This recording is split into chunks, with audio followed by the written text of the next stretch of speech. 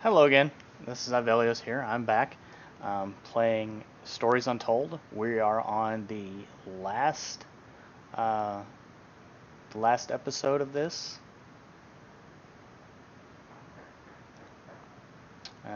There's two achievements that we have not gotten yet, so they're hidden achievements. But I think if I get this last one, then I think the other one might pop up. I don't remember. I was kind of looking at it last night, but all right. So, Stories Untold.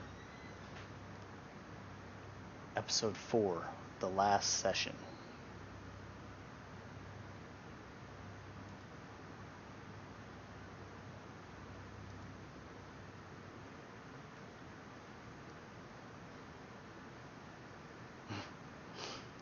Sorry about the advert, Sarah.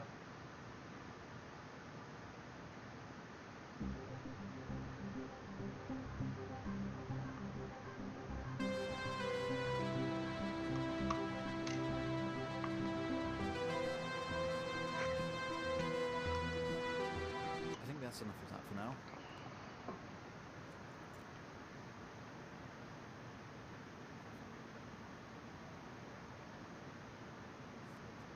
We're quite fond of this show, aren't we?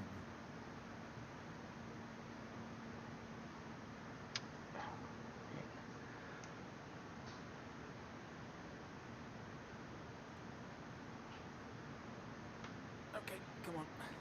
Let's get you down to the observation room.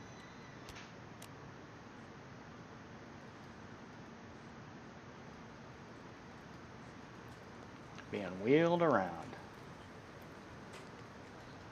This place must be starting to feel like home to you. Don't worry. Try and get you out of here eventually. Just in here.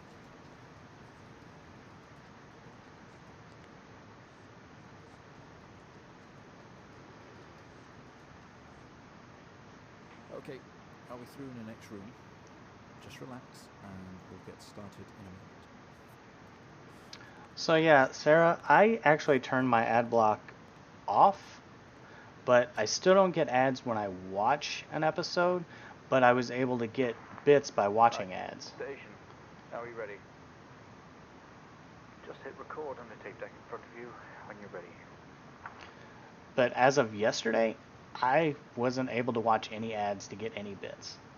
So, like, if I go to get bits, it has the watch ads portion grayed out, which is very strange.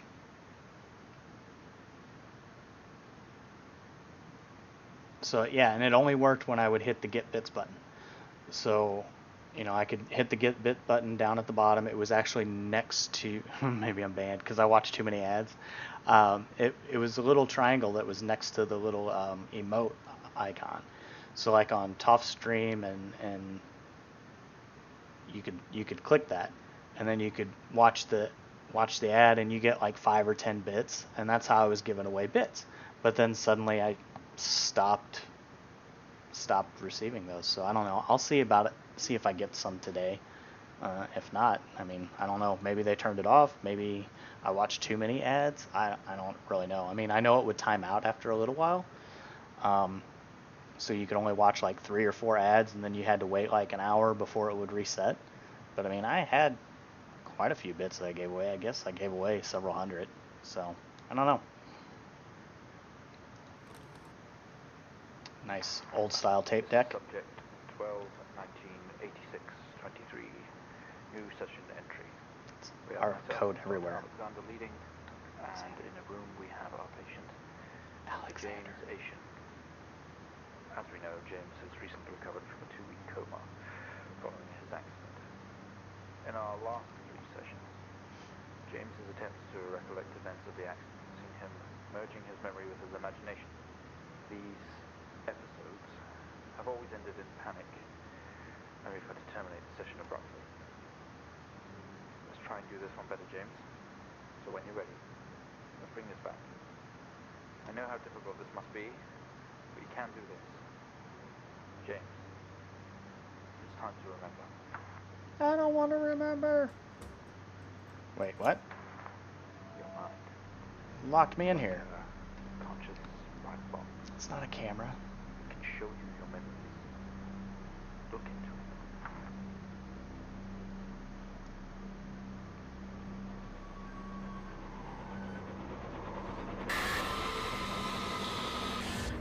It's so loud. Eh. In your most Back here. recent episode, you recalled a false memory of a remote weather station. You were isolated from the rest of the world, locked inside your coma. We interacted with you daily, encouraging you to wake. Your family would do number puzzles with you. Anything really to bring you back. People needed answers, James. Do you remember? I have another signal here for you, James. It's at 5610 FM. You can't miss it. So down in this corner, it said J-Asian. The doctor is Dr. Alexander, which was Alexander the last time we were in here, was the key. So these are all tied together. It's so bizarre. And it looks like we need to go right to that single line. I pointed at the screen like you guys can see it. We need to go to this line here. That's the radio station that we're going for.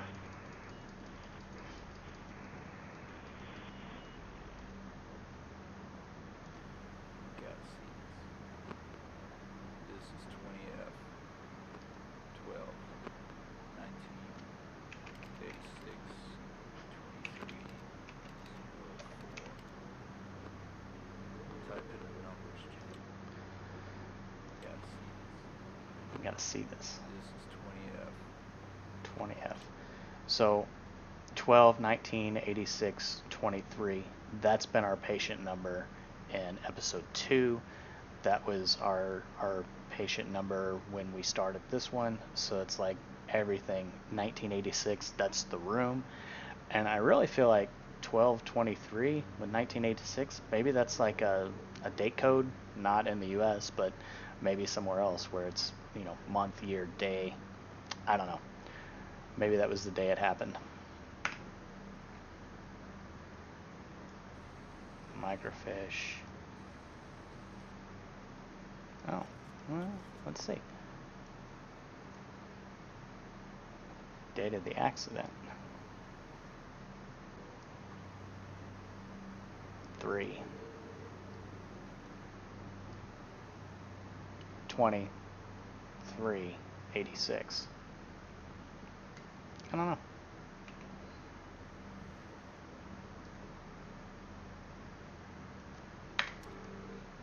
But if he's dreaming, then his mind could be merging those together. So we have to look at this report. So this is going to take no time at all because when I went through this last night, it was very confusing. After dealing with the microfiche for about an hour on episode 3, this suddenly made sense when I looked at it because we have 3 lines, and if you look, we have a circle here, and a circle here, and a circle here. Then the other thing that clicked was that these do all have to be in caps because it's case sensitive.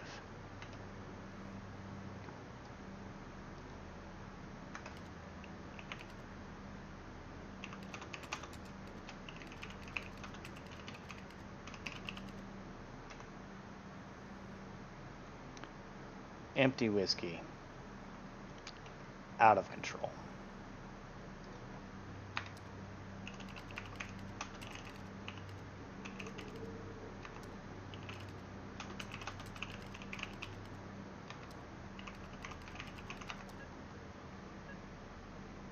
God, that took like a half hour last night.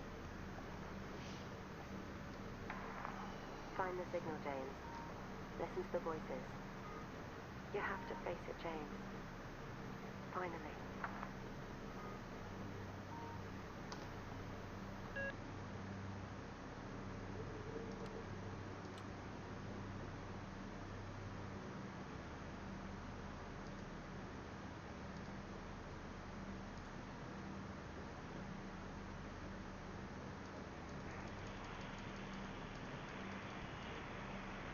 not like it. At all. I've worked with Officer Hennings for 6 years, and not once have we even talked about alcohol. Drunk driving. I think you were. He was a father, a husband. He was fine. No way he caused this. It's him. This Haitian guy. He's got something to hide. So I guess I should have looked at the report a little bit more. So Mr. Hennings, Officer Hennings, died in a car accident. I was driving the first car. He was driving the second car. It did have something redacted for the passenger in my car and what happened and the number of deceased people in the accident. So that was all redacted. If you're playing this on your own, I would advise you just to kind of explore it, explore the report. It adds a little bit to the story.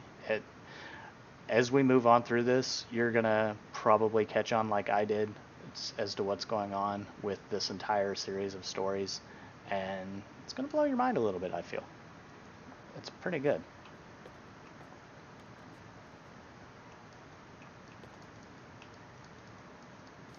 Can't do anything with that door.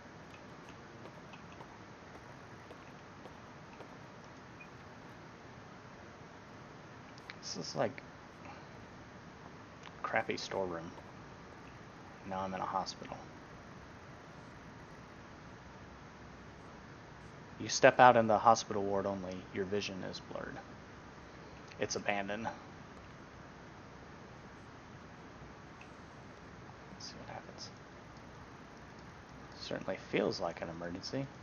Can I click on it? No, I guess not. Oh, look, here's the room we were in. Can't do anything with that.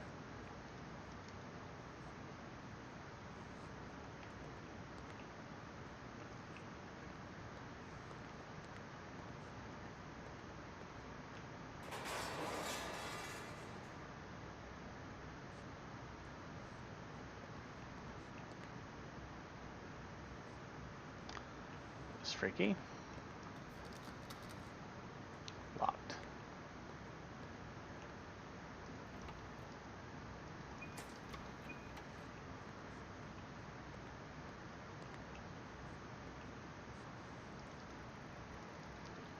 Yay! Washing my hands because we have sanitizer.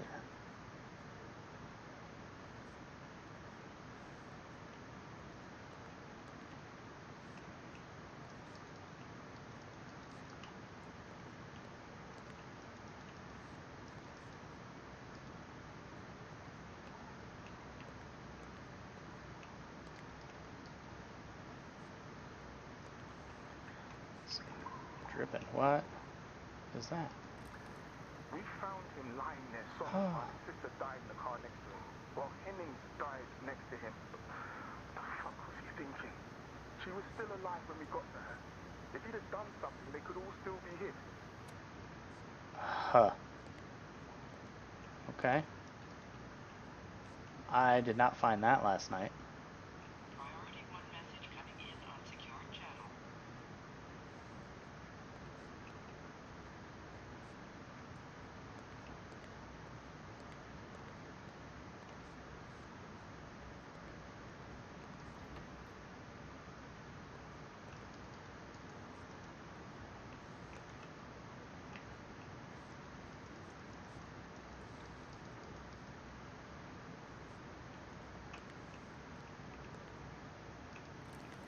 Today was the first session with Mr.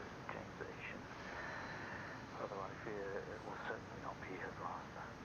When asked about events that happened in the past, he confused fact and fiction and told us a story about a computer game that was talking to him.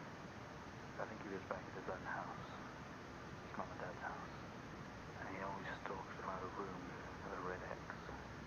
One he couldn't get in. I don't know what any of this means or what it's going to do with the accident, but I guess some more sessions will maybe reveal that. I'm going to try again tomorrow. I didn't hear these last night. I missed these audio recordings.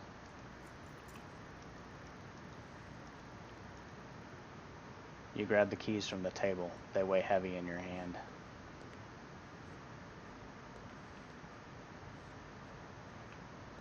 Sorry if this is all over the place. The controls are kind of crappy.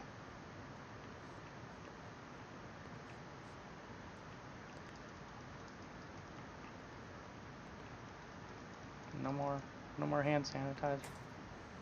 Oh. You only caught a glimpse of this room. Guess why there's no detail. Oh, look. You honestly believe that Hennings was drunk at the wheel and not this little shit? If he wakes up, when he wakes up, I want answers. Until then, you handle it. You write it up. I'm out.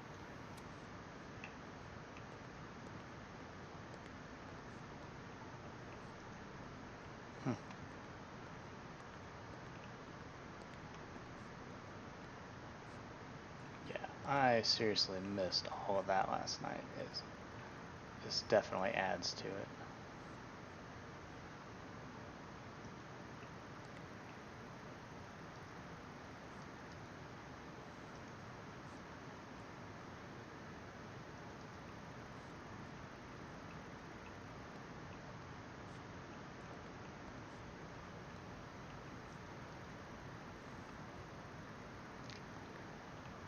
Never had any visitors. So sad. I'm gonna go back to the first room real quick. As if I can run.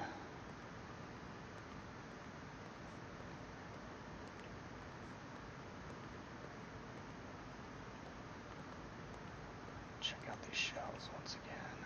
No. There's nothing there.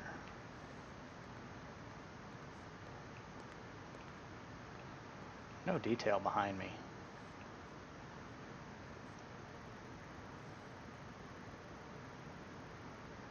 This is the fourth. Oh. One.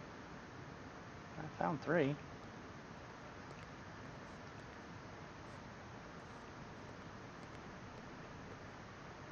Nope. He has quite an imagination, Mr. Station. I guess it's from the shows he's been watching. This time he described an A&E visit as a government conspiracy, some sort of lab. It's interesting stuff. It's obviously pure fiction. But I guess it's just his way of coping for now. We'll see how we progress in future sessions. So that was the second episode where I was doing experiments. Freaky.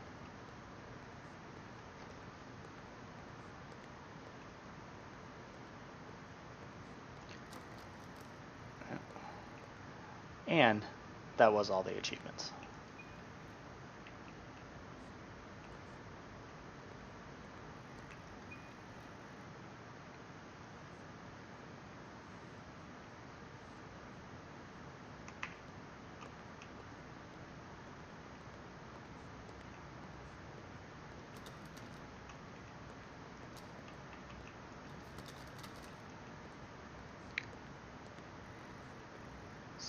Stop breathing on my neck. I don't like it.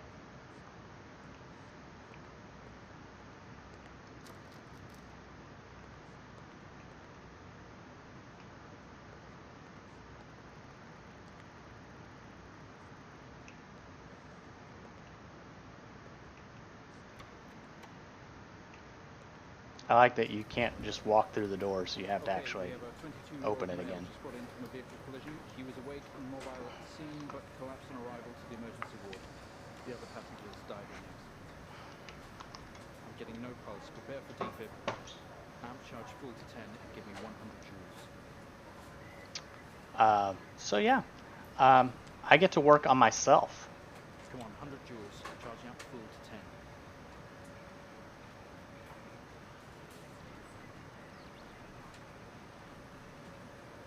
Come on.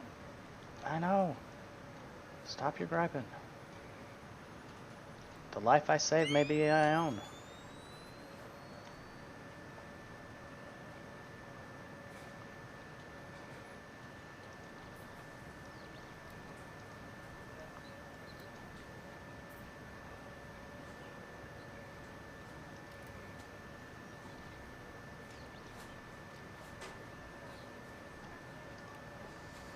on the screen, please.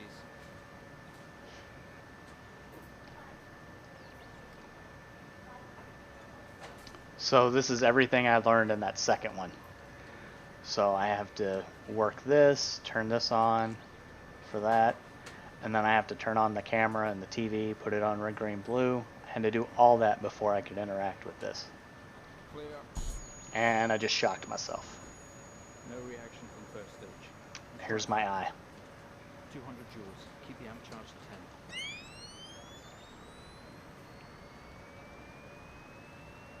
200 joules. Keep the charge at 10. Let's go. Clear. Yeah, this was a Maybe plot a twist. reaction of some sort here, or a weak signal. Let's keep going. Increase again. 360. Charge full.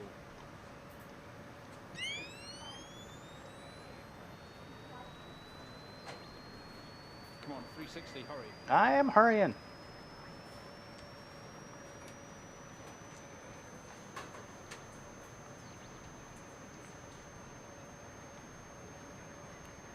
Clear. Well, would you look at that? It seems we have a pulse. I'm alive. Rhythm is stable. We need to run an X-ray right away. So, run an Where X-ray. are we with that X-ray? Let's get it going now, please. Turn that off, turn that off. Here we go.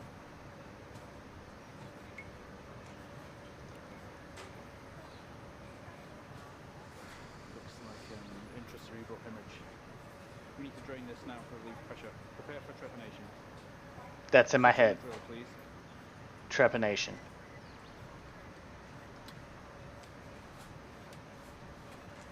The drill, please. Mr. Asian, you've made excellent progress. You're doing great. We need you to stay calm and try to relax while we go through these next steps. No. No, no, no, no. We're going to attempt to alleviate some of this discomfort.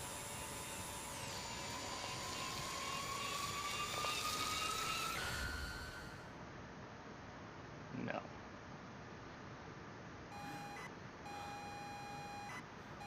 Oh, it was all a dream.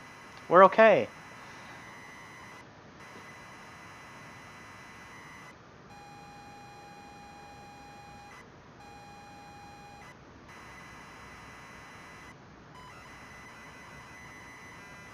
The house is on fire.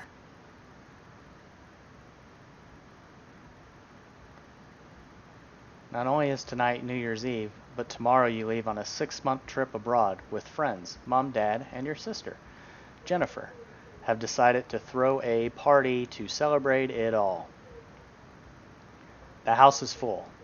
You're in the living room. And as usual, you don't recognize a soul.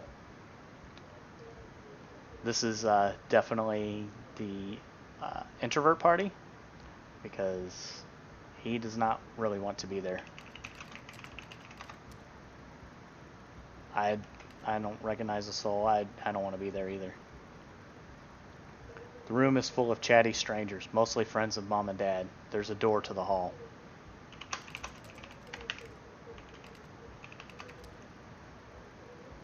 You push through the crowd into the hallway. The hallway is as welcoming as ever, only this time the folks have put a great big banner up across the main wall. Let it catch up a little bit.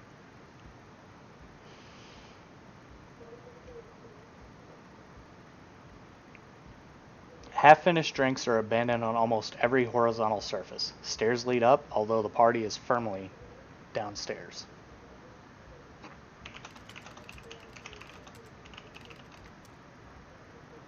You shuffle past people to get back to the living room. Their living room? The living room.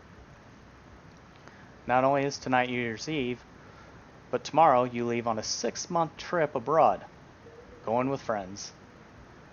Mom, Dad, and your sister Jennifer have decided to throw a party to celebrate it all. The house is full. You're in the living room, and as usual, you don't recognize a soul. Oh, we just came from the living room. I don't know why I felt like I was outside the door. Alright. So there's nothing really to see in the living room. So now we're in the hallway. Again. Sorry for that. Yeah, the time is back. Lights on. People aren't freaking out. There's not blood dripping down the wall.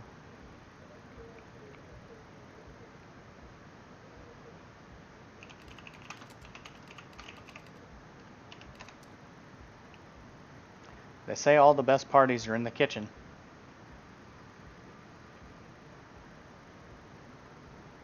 The kitchen is full of people and loud. There are drinks and food on the table, and the party is in full swing. Dad has cooked a hog roast, which sits proudly on the table, although no one's eating it. There is a utility room and writing on the wall. Also, Jen is here, signaling you. Happy New Year, 1986, on another banner. Weird place to hang it.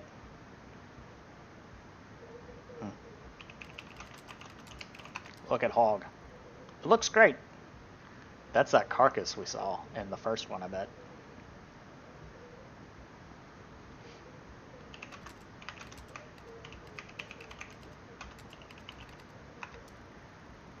Just as you're about to head inside the utility room, Jen places her hand on your shoulder. I can never get in that room. You hug. You're going to miss each other. You thank her for the party. She asks if you are enjoying the party. I guess. She repeats your question, asking you no. You tell her you're not having fun. She frowns. She tells you to enjoy it anyway and to loosen up. She must be an introvert. She asks you to get her a drink.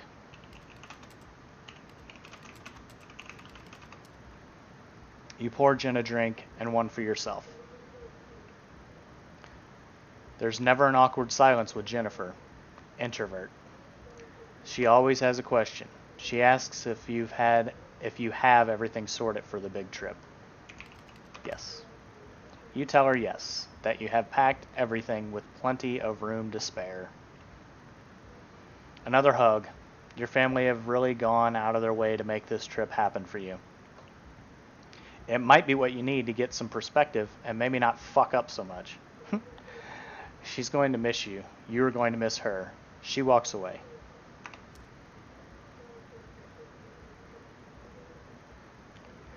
Jen has disappeared into the crowd. You're left standing, nodding, and smiling at the approving faces. It's creepy, smiling faces. There's so much to do for this move. Can't mess it up. Sorry. But first, a drink. Drink. You pour in down another drink. Anything to move the night along. That's 2.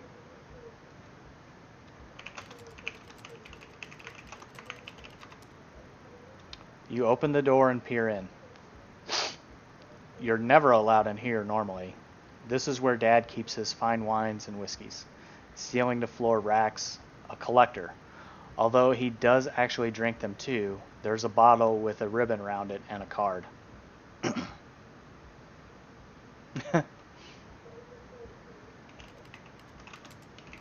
Read card. You pick up the whiskey and the card. It's your dad's handwriting. Son, we're so proud of you and everything you've achieved. You've earned this. It's a bottle of 25-year-old double malt. You shouldn't really, but you have to try it. With your whiskey in hand, you take in the room around about you. There must be hundreds, no thousands of pounds worth of drink in here. You really must thank your dad for the whiskey.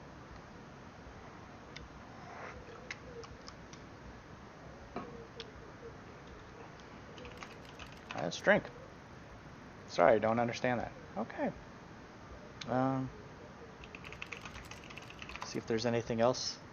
Racks and racks of fine wine. The door to the kitchen. So, go to kitchen.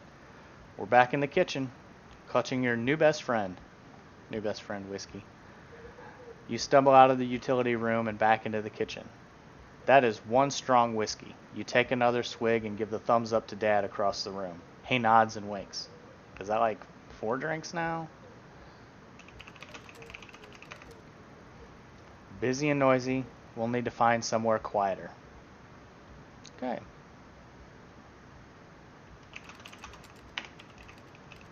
Go to hall. Let's go back out to the hallway. A few bumps and laughs on the way through, and you make it to the hall. You stop dead in your tracks. It's Jen, covered in blood. What?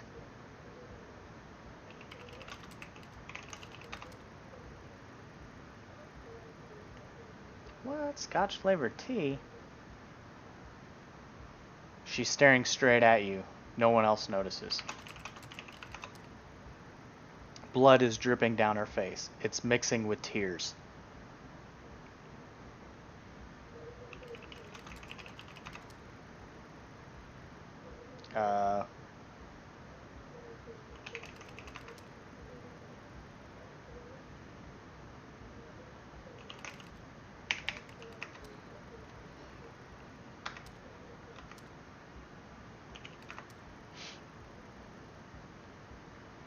Priority 1 message coming in on secure channel.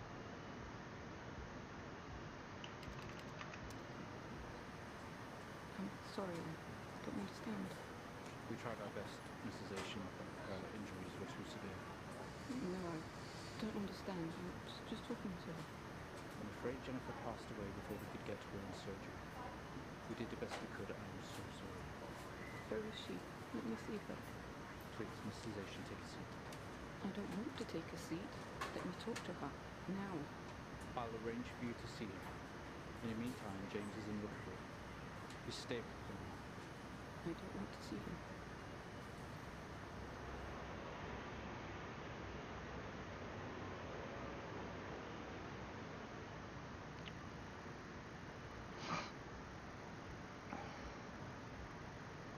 You're standing in the hallway. Something had stopped you in your tracks.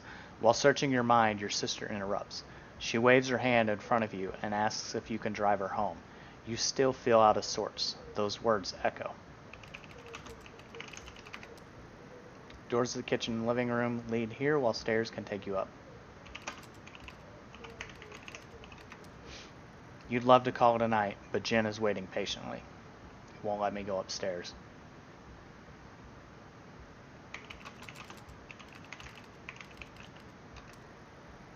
You're sure your keys are in the living room. The living room has a much more relaxed atmosphere compared to the kitchen. Various guests are sat on the chairs having civilized conversations. There's a coffee table in the middle of the room. Your mom is pouring a drink at the drinks cabinet.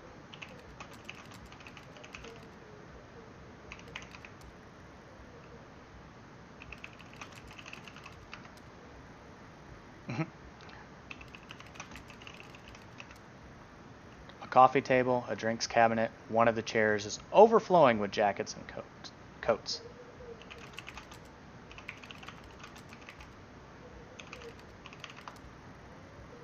So,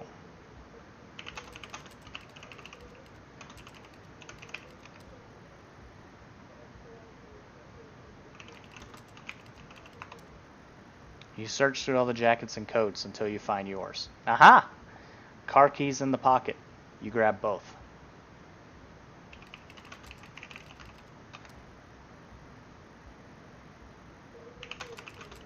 Let's go to Mum. Nope, can't go to Mum.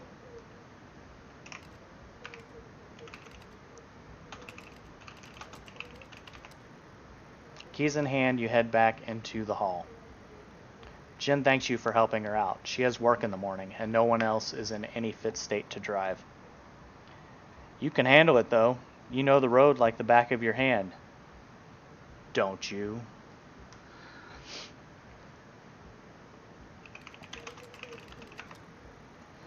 Jen is standing by the front door, all ready to go.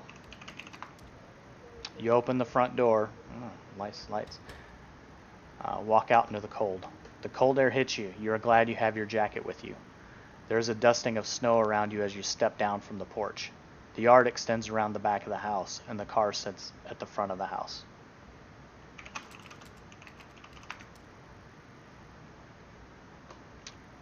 She sighs and comically taps her feet.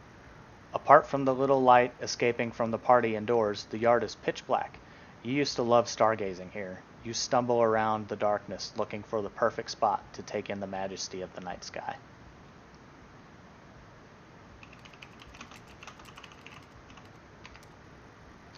You gaze up at the night sky. For some reason, you don't recognize any of the star patterns tonight. 4 drinks? 5 drinks?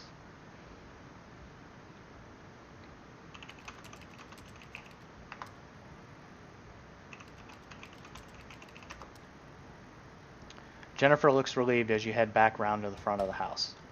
The cold air hits you. You are glad you have your jacket with you. Yeah, definitely drunk.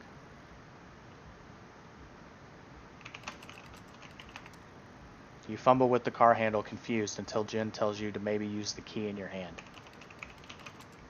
Unlock car. Fumbling with the car keys, you eventually get the door open and climb inside. The car is freezing. As you fumble around with your seatbelt, your sister opens up the car glove box and hands you a note and a key that was inside. She tells you that it's for when you return. Read note. The note is from your dad and reads, "Hi son, hope you enjoy your break. You'll need to fire up the generator around back to get power and lights on. Also found something in the attic for you. It's your room. Enjoy." That's the first note we read in episode 1. The car is freezing. So here we go. Let's look around. The usual. Steering wheel, handbrake, ignition.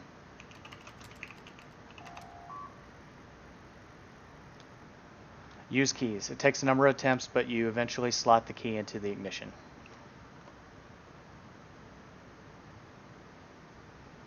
No idea today was going to be so busy this morning. Usually everyone ignores me. It takes a number of attempts, but you eventually slot the key into the ignition. Start car. You turn the key in the ignition and the car roars to life. Drive. The car squeals but stays stationary. Jen suggests releasing the brake, giving you a wide-eyed stare.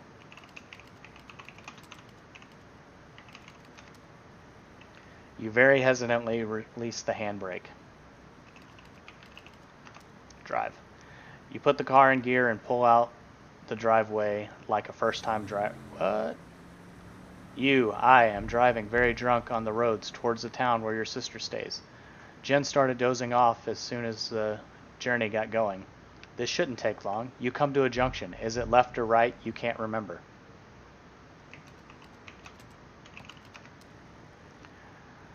She grunts and throws her arm to the left.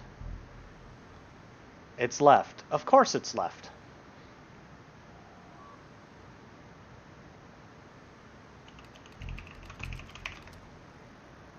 I'm sorry, I don't understand.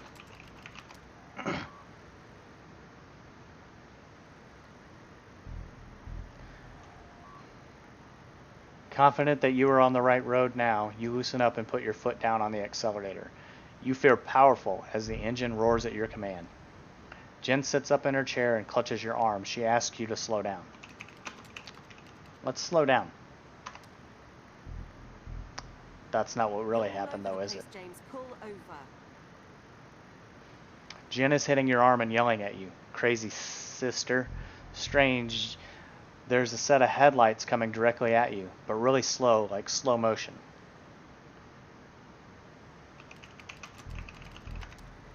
You're not sure why the headlamps are in front of you.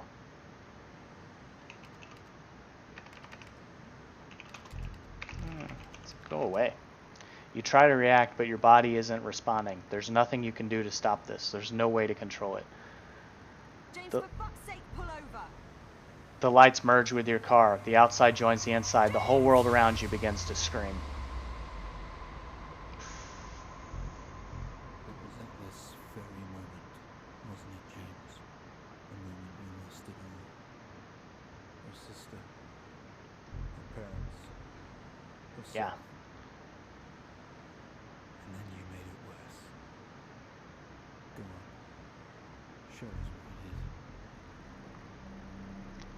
is. You wake up in the car. Your world is upside down. Your seatbelt struggles against gravity, trying to hold you in your seat. Stab me in the face. An impact into another car has torn a hole in the chassis. Poisonous fumes spill into your car from the engines. You are in grave danger. You have to get out of here. You can't move. Your seatbelt is still in place.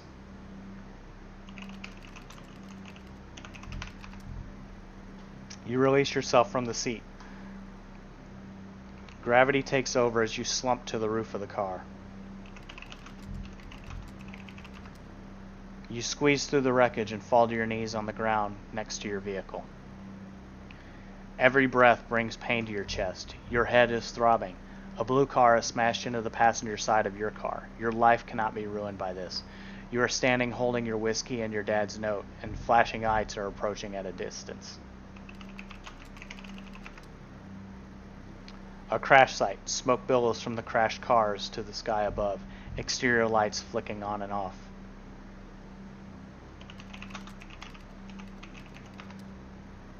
Come on, James.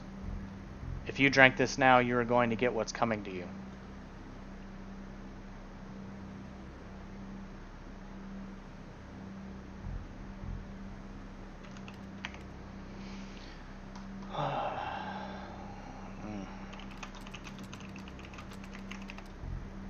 The door is jammed. You don't have time for messing around like this, James.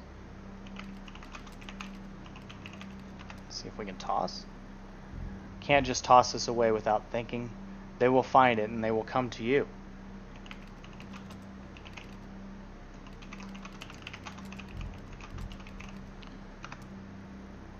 Yeah. So, toss the whiskey into the blue car. With the lights approaching closer, you begin to hear the shrill of their sirens. You simply cannot go to jail for this. You clean the bottle and remove your connection with the whiskey. You then very deliberately spill the remainder of the bottle's contents onto the driver, and you toss the incriminating evidence onto his passenger seat. A shitty person. A circle of flashing lights surround you, illuminating the crash site in the darkness. One figure steps out, a silhouette, and walks towards you. The red and blue flashing lights are causing pain in your head to be all the more severe.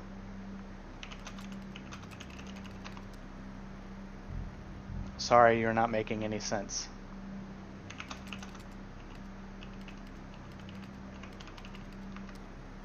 As you approach the man, the pulsating lights around you get dimmer and dimmer while the pain in your head increases. You fall to the ground. I know you're tearing yourself apart over it, but no matter what you keep telling yourself, you have to listen to me. That accident, upon me. You have to remember. It was all your fault.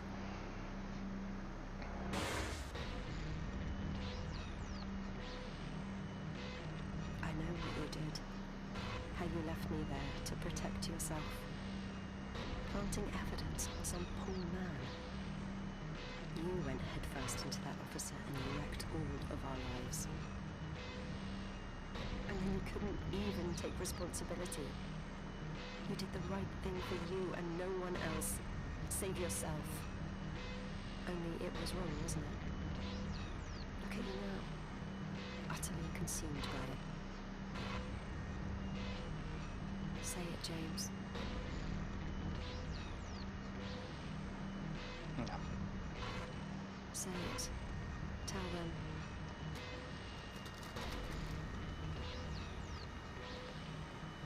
Listen to yourself.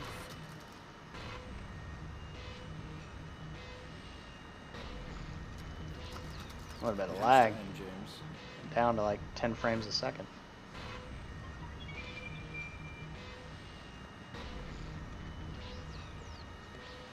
Do you not understand?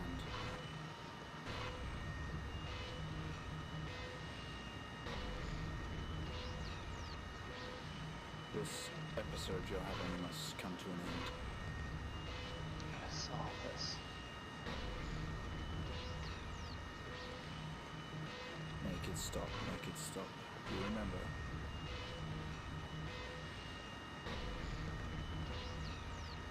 Stop the session, Mr. Asian. It started getting goofy around this time last night, too. Go back to where we started.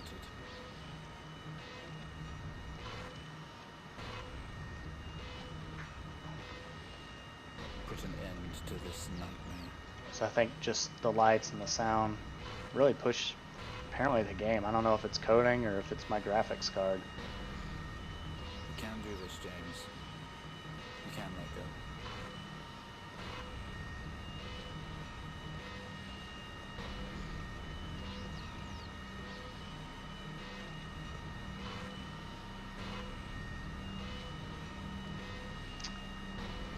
Yep.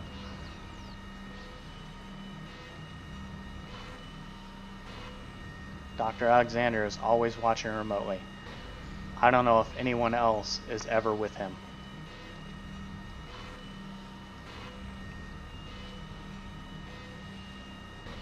That's back where it all started. I'm right here.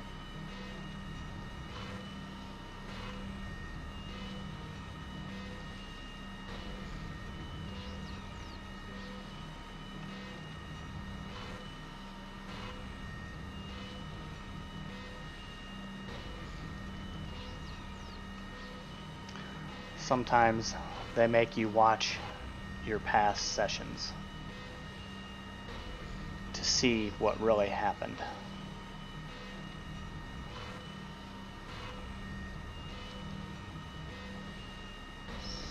Stop this.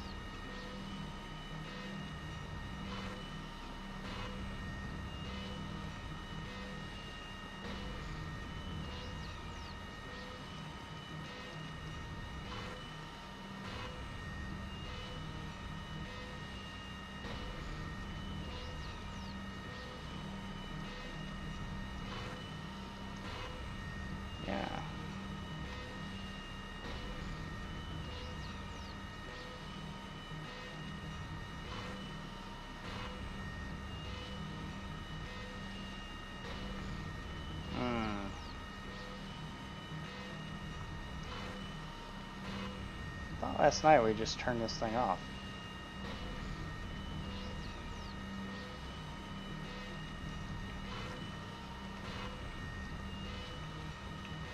Maybe I missed something.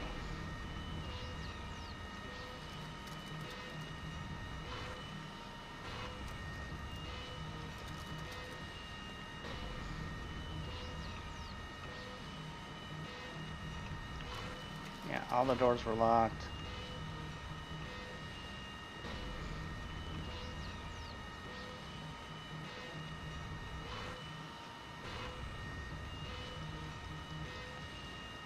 Here.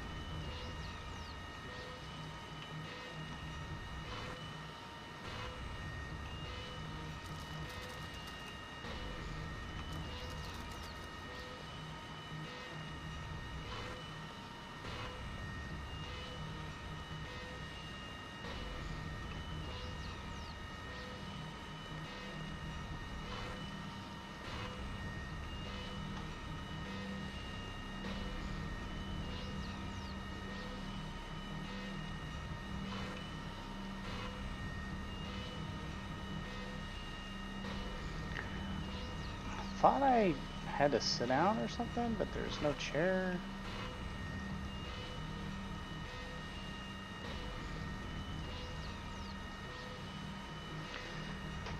Alright. Now I'm a little annoyed.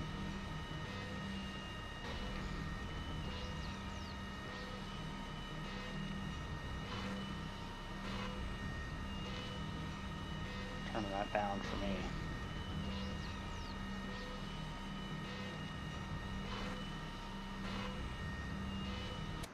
Yeah. Very, very specific spot on that stupid thing. I must have got lucky with it the first time. Progress today, Mr. Asian. I guess we should tell the police what you've told us. Although I don't suspect it'll take you anywhere. Nothing to do with this for quite some time. Come on, let's get you back to your shows. I'll see you tomorrow.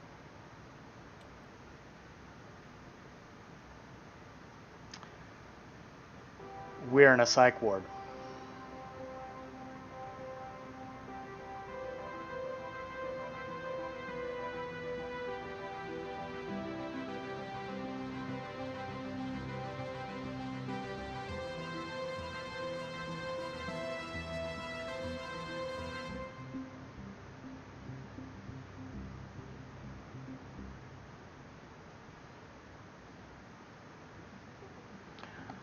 So again, the second playthrough, it was still as mind-blowing. I mean, if you find episodes of Twilight Zone or Outer Limits that you really like, and you watch them several times, and it just kind of blows your mind, it's kind of one of those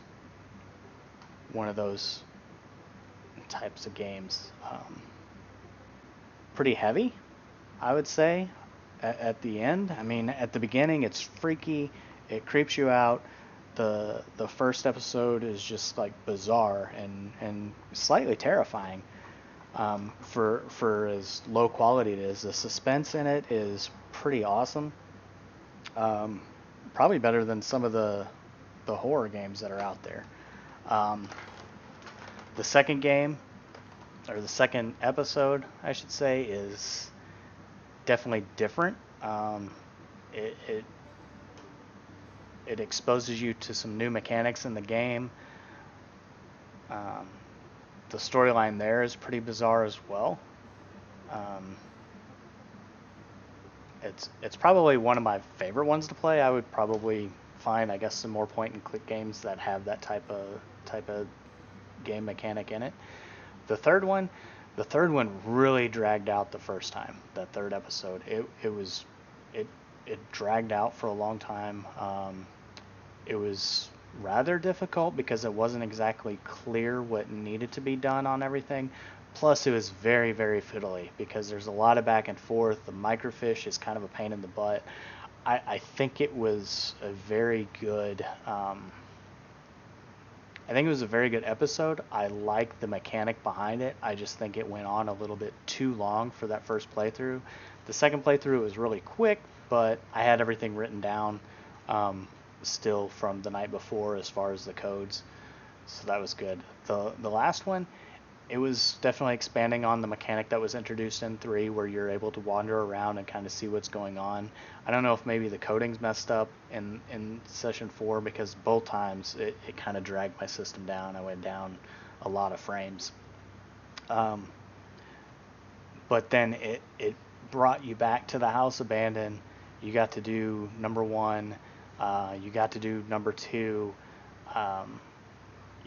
The station, it actually started with that. So I mean, it brought everything to full circle, but then it just dropped on you that you were a drunk driver and you killed an officer, you blamed him, and you killed your sister.